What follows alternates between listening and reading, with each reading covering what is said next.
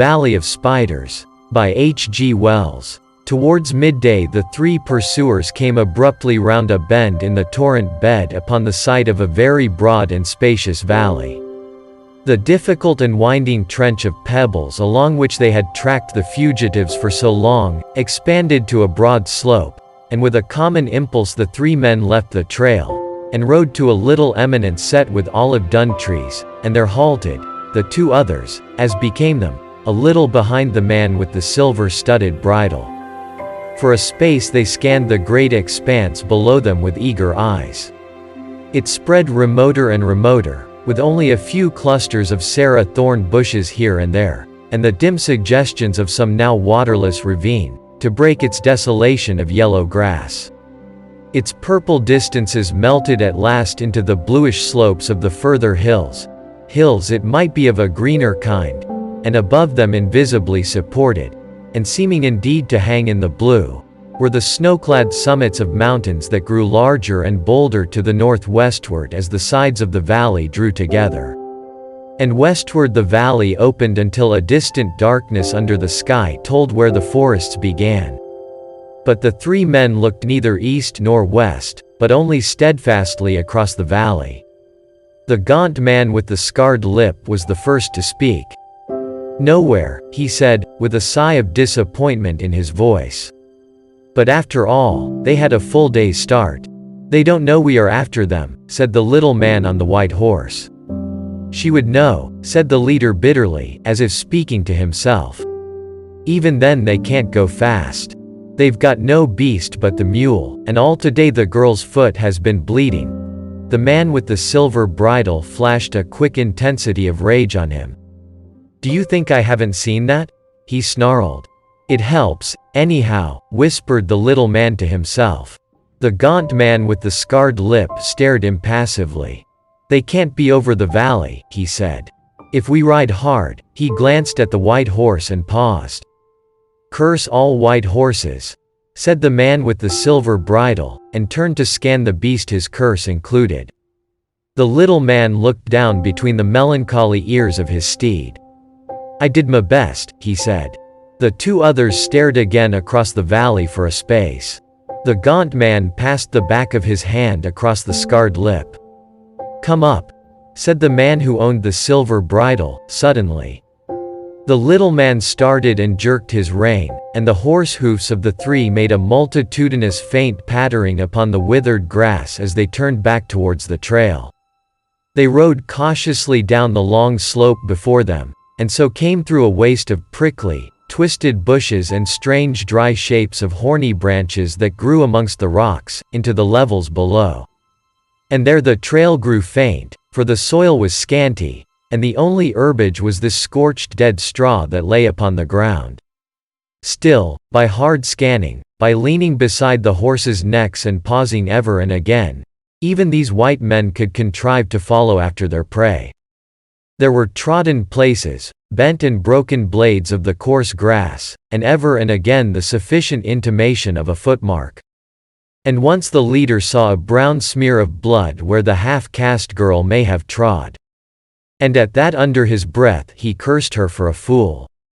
The gaunt man checked his leader's tracking, and the little man on the white horse rode behind, a man lost in a dream. They rode one after another, the man with the silver bridle led the way, and they spoke never a word. After a time it came to the little man on the white horse that the world was very still. He started out of his dream. Besides the little noises of their horses and equipment, the whole great valley kept the brooding quiet of a painted scene. Before him went his master and his fellow, each intently leaning forward to the left, each impassively moving with the paces of his horse. Their shadows went before them, still, noiseless, tapering attendants, and nearer a crouched cool shape was his own. He looked about him. What was it had gone? Then he remembered the reverberation from the banks of the gorge and the perpetual accompaniment of shifting, jostling pebbles. And, moreover, there was no breeze. That was it. What a vast, still place it was, a monotonous afternoon slumber. And the sky open and blank, except for a somber veil of haze that had gathered in the upper valley. He straightened his back, fretted with his bridle, puckered his lips to whistle, and simply sighed. He turned in his saddle for a time, and stared at the throat of the mountain gorge out of which they had come. Blank slopes on either side, with never a sign of a decent beast or tree, much less a man. What a land it was! What a wilderness! He dropped again into his former pose. It filled him with a momentary pleasure to see a wry stick of purple-black flash out into the form of a snake, and vanish amidst the brown. After all, the infernal valley was alive. And then, to rejoice him still more, came a little breath across his face, a whisper that came and went, the faintest inclination of a stiff black-antlered bush upon a little crest, the first intimations of a possible breeze. Idly he wetted his finger, and held it up. He pulled up sharply to avoid a collision with the gaunt man, who had stopped at fault upon the trail. Just at that guilty moment he caught his master's eye looking towards him. For a time he forced an interest in the tracking. Then, as they rode on again, he studied his master's shadow and hat and shoulder, appearing and disappearing behind the gaunt man's nearer contours. They had ridden 4 days out of the very limits of the world into this desolate place, short of water, with nothing but a strip of dried meat under their saddles, over rocks and mountains, where surely none but these fugitives had ever been before, for that. And all this was for a girl, a mere willful child. And the man had whole cityfuls of people to do his basest bidding, girls, women. Why in the name of passionate folly this one in particular? Asked the little man, and scowled at the world, and licked his parched lips with a blackened tongue. It was the way of the master, and that was all he knew. Just because she sought to evade him. His eye caught a whole row of high-plumed canes bending in unison, and then the tails of silk that hung before his neck flapped and fell. The breeze was growing stronger. Somehow it took the stiff stillness out of things, and that was well. "Hello," said the gaunt man. All three stopped abruptly. "What?" asked the master. "What?" "Over there," said the gaunt man, pointing up the valley. "What?" "Something coming towards us." And as he spoke a yellow animal crested a rise and came bearing down upon them. It was a big wild dog, coming before the wind, tongue out, at a steady pace, and running with such an intensity of purpose that he did not seem to see the horseman he approached. He ran with his nose up, following, it was plain, neither scent nor quarry. As he drew nearer the little man felt for his sword. "He's mad," said the gaunt rider. "Shout," said the little man, and shouted. The dog came on. Then when the little man's blade was already out, it swerved aside and went panting by them and passed. The eyes of the little man followed its flight. There was no foam, he said. For a space the man with the silver-studded bridle stared up the valley. "Oh, come on," he cried at last. "What does it matter?" and jerked his horse into movement again. The little man left the insoluble mystery of a dog that fled from nothing but the wind, and lapsed into profound musings on human character. "Come on," he whispered to himself. Why should it be given to one man to say, "Come on," with that stupendous violence of effect? Always, all his life, the man with the silver bridle has been saying that. If I said it, thought the little man. But people marveled when the master was disobeyed even in the wildest things. This half-caste girl seemed to everyone, mad, blasphemous almost. The little man, by way of comparison, reflected on the gaunt rider with the scarred lip, as stalwart as his master, as brave and, indeed, perhaps braver, and yet for him there was obedience, nothing but to give obedience duly and stoutly. Certain sensations of the hands and knees called the little man back to more immediate things. He became aware of something. He rode up beside his gaunt fellow. "Do you notice the horses?" he said in an undertone. The gaunt face looked interrogation. "They don't like this wind," said the little man, and dropped behind as the man with the silver bridle turned upon him. "It's all right," said the gaunt-faced man. They rode on again for a space in silence. The foremost two rode downcast upon the trail. The hindmost man watched the haze that crept down the vastness of the valley, nearer and nearer, and noted how the wind grew in strength moment by moment. Far away on the left he saw a line of dark bulks, wild hog perhaps, galloping down the valley, but of that he said nothing, nor did he remark again upon the uneasiness of the horses. And then he saw first one and then a second great white ball, a great shining white ball like a gigantic head of thistledown, that drove before the wind athwart the path. These balls soared high in the air, and dropped and rose again and caught for a moment, and hurried on and passed, but at the sight of them the restlessness of the horses increased. Then presently he saw that more of these drifting globes, and then soon very many more were hurrying towards him down the valley. They became aware of a squealing. Athwart the path a huge boar rushed, turning his head but for one instant to glance at them, and then hurling on down the valley again.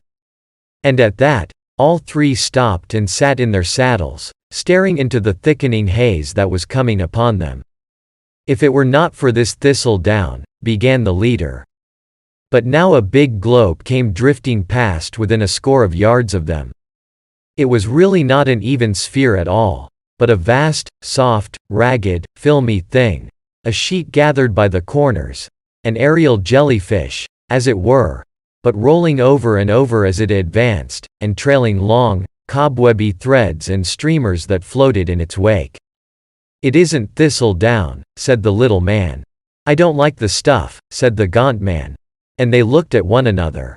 "Curse it," cried the leader. "The air's full of it up there. If it keeps on at this pace long, it will stop us altogether." An instinctive feeling, such as lines out a herd of deer at the approach of some ambiguous thing, prompted them to turn their horses to the wind, ride forward for a few paces, and stare at that advancing multitude of floating masses.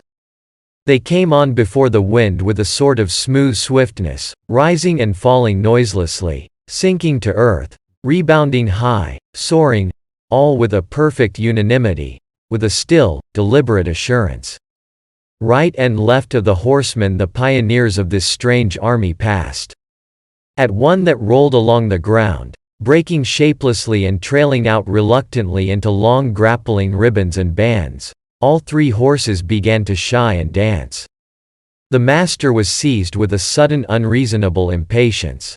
He cursed the drifting globes roundly. "Get on," he cried, "get on. What do these things matter? How can they matter? Back to the trail." He fell swearing at his horse and sawed the bit across its mouth. He shouted aloud with rage. "I will follow that trail, I tell you," he cried. "Where is the trail?" He gripped the bridle of his prancing horse and searched amidst the grass. A long and clinging thread fell across his face, a gray streamer dropped about his bridle arm, some big, active thing with many legs ran down the back of his head. He looked up to discover one of those gray masses anchored as it were above him by these things and flapping out ends as a sail flaps when a boat comes about, but noiselessly. He had an impression of many eyes, of a dense crew of squat bodies, of long, many-jointed limbs hauling at their mooring ropes to bring the thing down upon him. For a space he stared up, reining in his prancing horse with the instinct born of years of horsemanship. Then the flat of a sword smote his back, and a blade flashed overhead and cut the drifting balloon of spider web free, and the whole mass lifted softly and drove clear and away. "Spiders!" cried the voice of the gaunt man. "The things are full of big spiders. Look, my lord." The man with the silver bridle still followed the mass that drove away. "Look, my lord." The master found himself staring down at a red, smashed thing on the ground that, in spite of partial obliteration, could still wriggle unavailing legs. Then when the gaunt man pointed to another mass that bore down upon them, he drew his sword hastily. Up the valley now it was like a fog bank torn to rags. He tried to grasp the situation. Ride for it. The little man was shouting, "Ride for it down the valley." What happened then was like the confusion of a battle.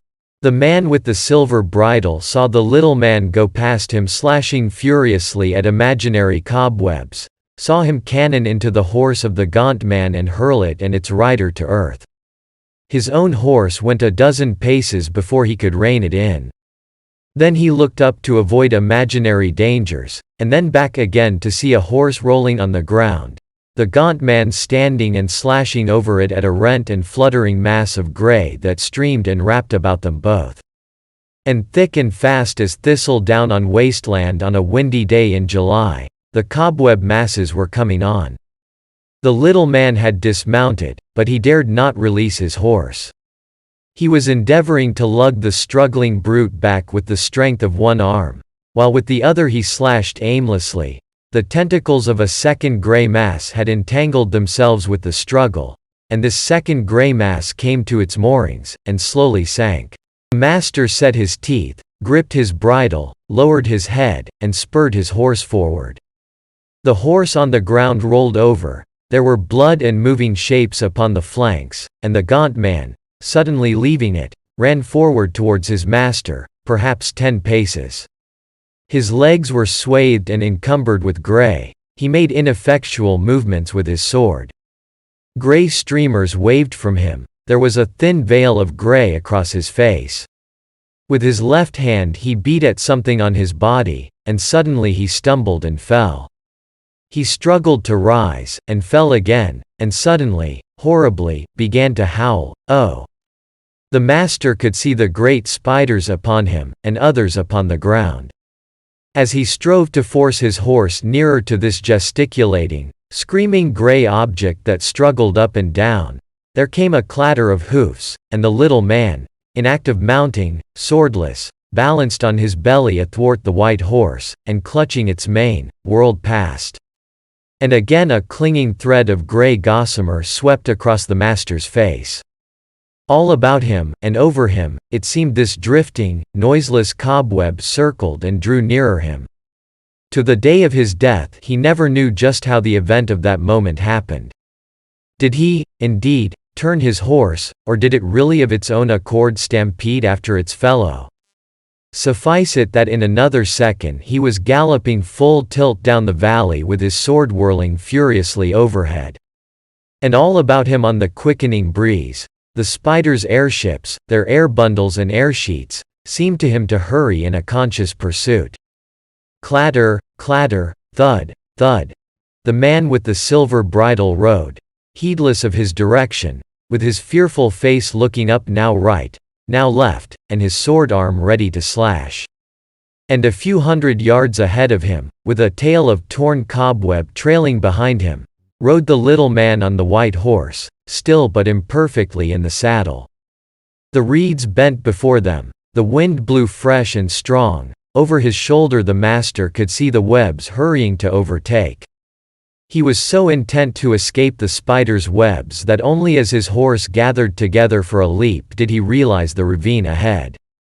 And then he realized it only to misunderstand and interfere. He was leaning forward on his horse's neck and sat up and back all too late. But if in his excitement he had failed to leap, at any rate he had not forgotten how to fall. He was horseman again in midair. He came off clear with a mere bruise upon his shoulder, and his horse rolled, kicking spasmodic legs, and lay still. But the master's sword drove its point into the hard soil, and snapped clean across, as though chance refused him any longer as her knight, and the splintered end missed his face by an inch or so. He was on his feet in a moment, breathlessly scanning the onrushing spider webs. For a moment he was minded to run, and then thought of the ravine, and turned back. He ran aside once to dodge one drifting terror, and then he was swiftly clambering down the precipitous sides, and out of the touch of the gale. There under the lee of the dry torrent's steeper banks he might crouch, and watch these strange, gray masses pass and pass in safety till the wind fell, and it became possible to escape. And there for a long time he crouched, watching the strange, gray, ragged masses trail their streamers across his narrowed sky. Once a stray spider fell into the ravine close beside him. A full foot it measured from leg to leg, and its body was half a man's hand, and after he had watched its monstrous alacrity of search and escape for a little while, and tempted it to bite his broken sword, he lifted up his iron-heeled boot and smashed it into a pulp. He swore as he did so, and for a time sought up and down for another. Then presently, when he was surer these spider swarms could not drop into the ravine, he found a place where he could sit down, and sat and fell into deep thought and began after his manner to gnaw his knuckles and bite his nails. And from this he was moved by the coming of the man with the white horse. He heard him long before he saw him, as a clattering of hoofs, stumbling footsteps, and a reassuring voice. Then the little man appeared, a rueful figure, still with a tail of white cobweb trailing behind him. They approached each other without speaking, without a salutation. The little man was fatigued and shamed to the pitch of hopeless bitterness, and came to a stop at last, face to face with his seated master. The latter winced a little under his dependent's eye. "Well?" he said at last, with no pretense of authority. "You left him?" "My horse bolted." "I know. So did mine." He laughed at his master mirthlessly. "I say my horse bolted," said the man who once had a silver-studded bridle. "Cowards both," said the little man. The other gnawed his knuckle through some meditative moments, with his eye on his inferior. "Don't call me a coward," he said at length. "You are a coward like myself." "A coward possibly. There is a limit beyond which every man must fear. That I have learned at last. But not like yourself. That is where the difference comes in. I never could have dreamt you would have left him. He saved your life 2 minutes before. Why are you our lord?" The master gnawed his knuckles again, and his countenance was dark. "No man calls me a coward," he said. "No. A broken sword is better than none. One spavined white horse cannot be expected to carry 2 men a 4 days' journey. I hate white horses, but this time it cannot be helped. You begin to understand me? I perceive that you are minded, on the strength of what you have seen and fancy, to taint my reputation. It is men of your sort who unmake kings. Besides which, I never liked you." "My lord," said the little man. "No," said the master. "No." He stood up sharply as the little man moved. For a minute perhaps they faced one another. Overhead the spiders' balls went driving. There was a quick movement among the pebbles, a running of feet, a cry of despair, a gasp and a blow. Towards nightfall the wind fell. The sun set in a calm serenity, and the man who had once possessed the silver bridle came at last very cautiously and by an easy slope out of the ravine again. But now he led the white horse that once belonged to the little man. He would have gone back to his horse to get his silver-mounted bridle again, but he feared night and a quickening breeze might still find him in the valley, and besides he disliked greatly to think he might discover his horse all swathed in cobwebs and perhaps unpleasantly eaten. And as he thought of those cobwebs and of all the dangers he had been through, and the manner in which he had been preserved that day, his hand sought a little reliquary that hung about his neck, and he clasped it for a moment with heartfelt gratitude. As he did so his eyes went across the valley. "I was hot with passion," he said, "and now she has met her reward.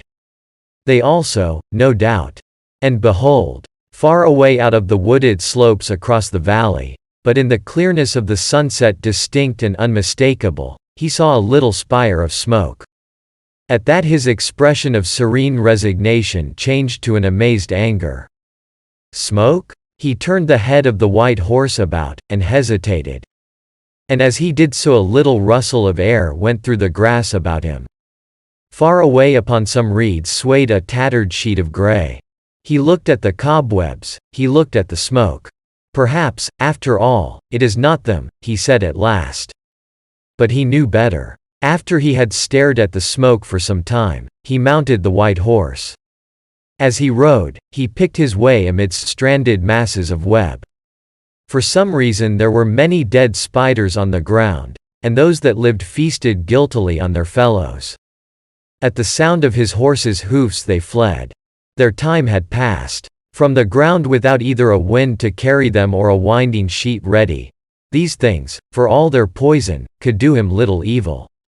He flicked with his belt at those he fancied came too near. Once, where a number ran together over a bare place, he was minded to dismount and trample them with his boots, but this impulse he overcame. Ever and again he turned in his saddle, and looked back at the smoke. Spiders, he muttered over and over again. Spiders. Well, well. The next time I must spin a web.